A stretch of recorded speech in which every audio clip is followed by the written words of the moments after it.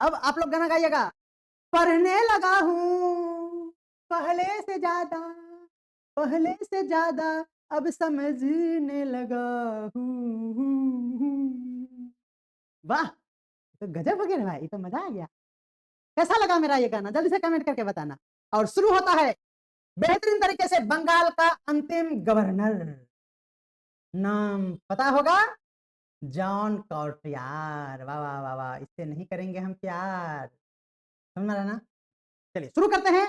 John कॉर्टियार, इससे कोई नहीं करना प्यार, लेकिन इसका उपलब्धि और इसके पढ़ेंगे आज कार्य। चलो चलिए शुरू करते हैं। इससे पहले चार बंगाल का गवर्नर आपको मिल चुका है प्लेलिस्ट में, आप बेहतरीन तरीके से इसे देख लेना भाई।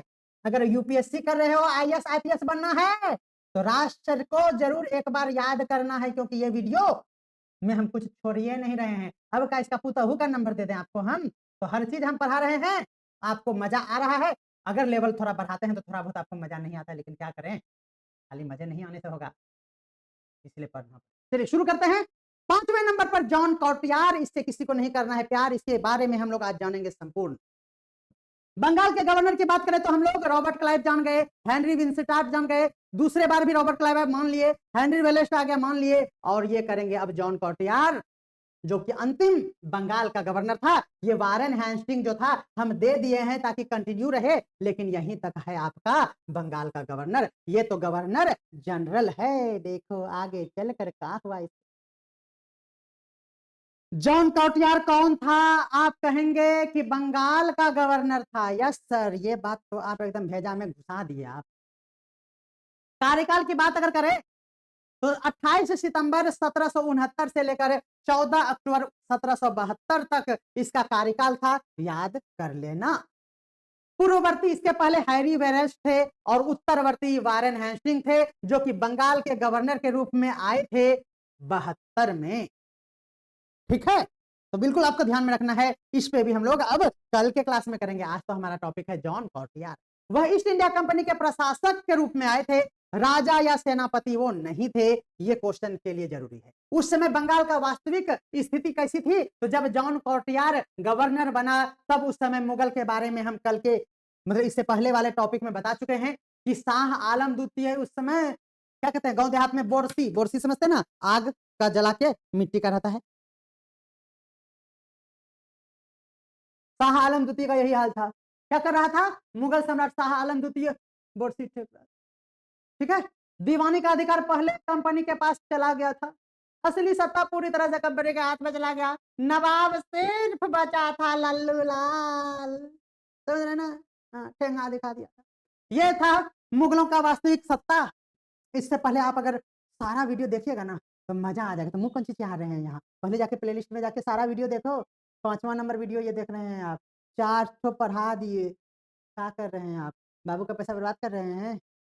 उम्र देखिए, उम्र आपसे छोटा छोटा लोग ब्याह करके, समझ रहे हैं ना, नन्हा मुन्ना राही है चल रहा है उसके घर में, और तू क्या कर रहा है? ABCD मारेंगे लोल में घुस जाएगा ओल में, ओल समझते हैं ना? बिल्कुल। कैसा लग रहा है हमारा क्लास, जल्दी से बताइएगा एक बार कमेंट करके। हाँ, तो ये बात हो गया। जॉन कार्टियर का शासनकाल में कोई युद्ध नहीं हुआ, नोट कर लीजिए। ऐसे भी जान गए लोग को पावर ही कोई काम ही नहीं लगा, क्योंकि लड़ने वाला कोई था ही नहीं। ये देखिए, शाह आलम द्वितीय कह रहा है कि अब हम कब्र में जा रहे हैं, इसलिए कोई युद्ध होगा? बोलेंगे नहीं। प्रशासनिक संकट के लिए जाना जाता है, क्योंकि थोड़ा बहुत यहाँ पर क्या था, उथल पुथल हो रहा था। क्या हो रहा था? बंगाल में महाकाल की आहट आ चुकी थी। सबसे बड़ा मुद्दा यही था उस समय। सबसे जरूरी हिस्सा, अकाल शुरू हो चुका था, क्योंकि वक्त था 1769 ईस्वी। चरम सीमा पर जो था बंगाल में महाअकाल, वो 1770 में था। जॉन कार्टियर उसी समय गवर्नर बन गया, इसलिए इसका किस्मत टूट गया। लेकिन टैक्स वसूली तो कमीनों ने जारी रखा। अच्छा, ओवर एक्टिंग हो रहा है, क्या ही करें। मन लग रहा है ना भाई, भाई एवं भौजाए, मन लग रहा है? मन लग रहा है कि नहीं? भौजा नहीं, बहन भौजा सब मन लग रहा है, मन मन। अब देखिए, ये अंतिम हो जाएगा तो हमको भी इसीलिए खुशी हो रहा है। इसके बाद हम लोग पूरे 5 है तो 5 पर 50, यानी एक गवर्नर पे 10 ऑब्जेक्टिव करेंगे। तो कल के क्लास में इसी टाइम में हम लोग ऑब्जेक्टिव का क्लास रखते हैं, पूरे बंगाल का गवर्नर पर टॉप 50 या कहेंगे तो 100 बना देंगे, है ना। 100 क्वेश्चन आपको ला देंगे, ठीक है ना, बोलिए, ठीक है, चलिए। तो टैक्स वसूली जारी रखा, कंपनी ने राहत नहीं दिया, अनाज व्यापारी ने जमाखोरी भी अपना प्रारंभ रखा, यही सब उसमें और भी घी तेल का काम किया बंगाल का अकाल में, ठीक है। लगभग 1/3 एक तिहाई बंगाल की जनसंख्या मर गई, देखिए प्रभावित नहीं हुआ। अब देखिए यहां मान लीजिए ये बंगाल है, 1/3 मतलब समझ रहे हैं, 3 हिस्सा कर दीजिए, ठीक है ना। 1/3 मतलब क्या हो गया, एक तिहाई हिस्सा गया, मर गया है बा। इसी कारण इतिहास में कहा जाता है कि the great Bengal famine occurred during the governorship of John Cartier. John Cartier को असफल गवर्नर का टैग मिल गया, ध्यान में रखिएगा, ठीक है। तो जॉन कार्टियर को एक असफल गवर्नर के रूप में देखा जाता है। इतिहास में जॉन कार्टियर क्यों महत्वपूर्ण है, क्योंकि बंगाल का सबसे भयानक अकाल इसके शासनकाल में प्रारंभ होता है। कंपनी में और मानवीय नीतियां उजागर हो जाती हैं।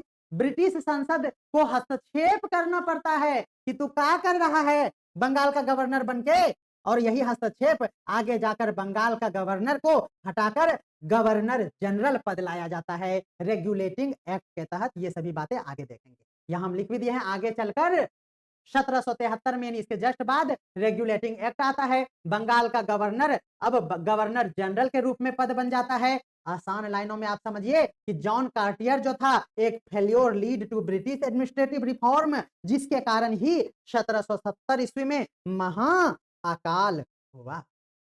बस, तो तीसरे 5वें नंबर में कुछ था ही नहीं, हम ऑब्जेक्टिव तो लाया हूं, हम लाए हैं तूफान से किस्ती निकाल कर, इस पीडीएफ को रखना बच्चों संभाल कर, ठीक है।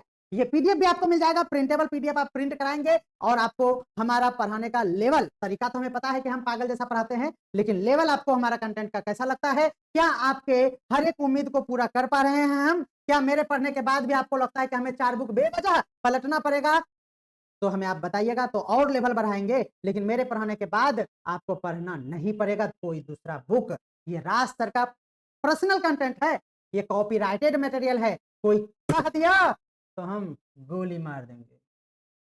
चलिए मिलते हैं अगले क्लास में जल्दी, तब तक के लिए सभी को जय हिंद, जय भारत, वंदे मातरम।